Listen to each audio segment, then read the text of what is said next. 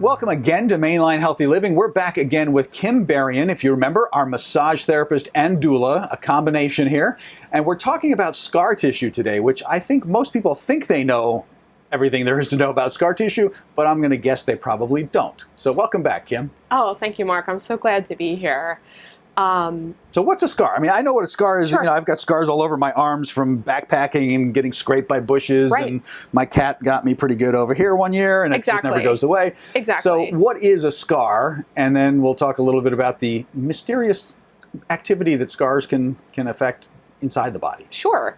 So the way in which I explain scar tissue to people is think back to your elementary school cafeteria days when you would get the fruit cocktail suspended in the Jell-O. Okay. So there's two parts to scar tissue. There's the more liquid part, which is of course the Jell-O, and then you've got the suspended fruit cocktail, which is collagen fibers. Okay. So anytime you injure your body, even slight injury from repetitive use or a fall, some kind of physical, injury, your cat, whatever, creates a small amount of inflammation there, which signals the body to send the healing processes. Just to knit things back together. To knit things back together. And the collagen fibers are what knit it back together. Okay. The body, so the collagen fibers are the fruit cocktail, and when the swelling goes away, the fruit cocktail remains, and it's very, very sticky, and it's very, very strong. It's duct tape. It is like super duct tape. It's duct tape. But it's duct tape that is double-sided.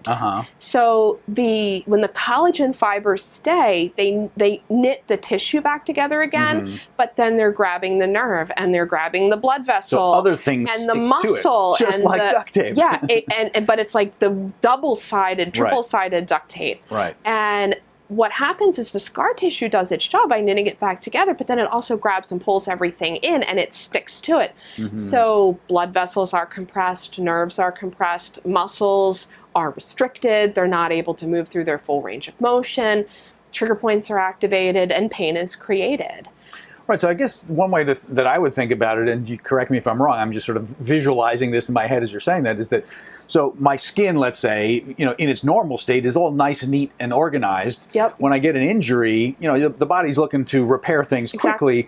So it's like the work crew comes in, but they're not necessarily looking to make everything super neat and tidy. They're looking to, put it together as quick as possible, and so that leaves a sort of more disorganized scar, and that scar then, I hadn't thought about it because I'm just thinking skin, but on the inside, anything around that work area might get sort of drawn in there and stuck to the repair job, even though it wasn't meant to be stuck in there, right? Exactly. So, scar tissue looks like that game when you were a child, that pick-up sticks game, and you just drop it all on the floor, and it's just all kind of tangled and scattered. That's what it looks like. And actually, one of the things that massage can do is get those fibers going back into a regular direction, because think of the way, yes, definitely your skin, but think of your muscle. Your muscle fibers need to go back and forth in order to contract and expand.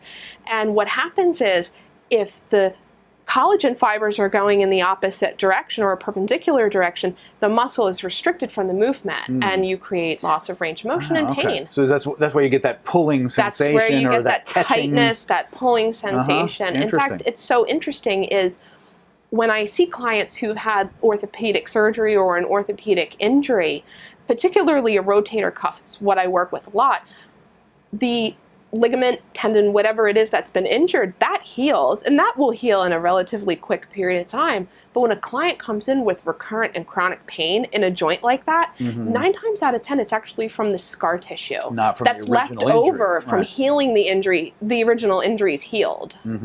Interesting. It really is interesting. So, I mean, and I don't necessarily think of, there's certain things where it's obvious that you have that you would anticipate a scar, right? If you got a cut or you've had surgery or you've had a tear of some sort.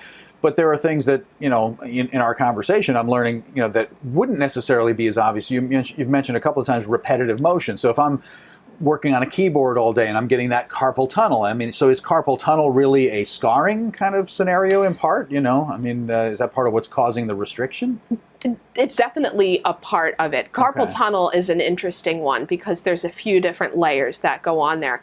But definitely there's a very small space that 8 tendons have to go through in your wrist. And when you're doing things over and over again, think about putting 2 sticks together to start a fire, and you're rubbing and rubbing and rubbing. It creates heat, which creates inflammation, which lays down scar tissue there. Wow. So you've got the inflammation, which is restricting that nerve flow, and you've also got the scar tissue. And let me just point out for a second that scar tissue compresses with a force of 2,000 pounds per square inch. It's so tight, if you've developed scar tissue in an area of your body, like your wrist with carpal tunnel, you have an elephant sitting on your wrist. Right. It's not just a rubber band. It is a major vice grip. That it is. And when I put that, when I tell people that, it helps them to put their pain in perspective. Right.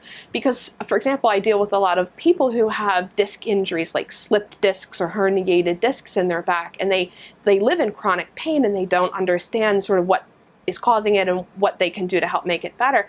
And if I say, you've got an elephant sitting on your low back, that helps them to encapsulate that and understand, I'm not making it up. It's not in my head. Right, because otherwise you're like, why does this hurt so much? It's such a tiny little thing. Why does this hurt so much? Yeah, exactly. So let's talk a little bit then about what you as a massage therapist can do with scar tissue. Because I don't know that that's an obvious thing that people know about. I mean, you know, at least I wouldn't have known about it, because my experience with massage is more on the make me feel better side of massage than the medical side of massage where I've had an injury. So what do you do? Yeah, which, you know, any massage is fantastic massage, regardless of why you're getting it.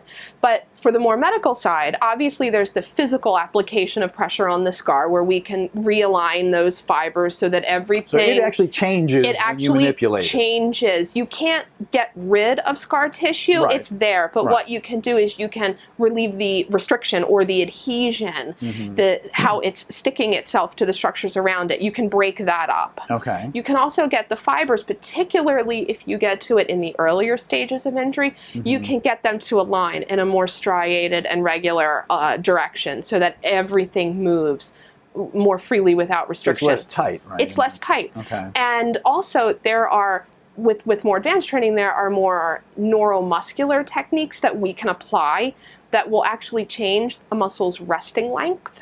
And we can also do some joint mobilization, which we do a lot with hips and shoulders for people who have like frozen shoulder. Right, they've had an injury and they didn't necessarily keep it in motion, and so. And is that really is that a scar thing as well? That restriction of range of motion, is that what's causing partly that? It really can be. Okay. I mean, it's obviously different on a case-by-case basis, but scar tissue plays a huge part of that restriction in that joint's ability to move. Okay.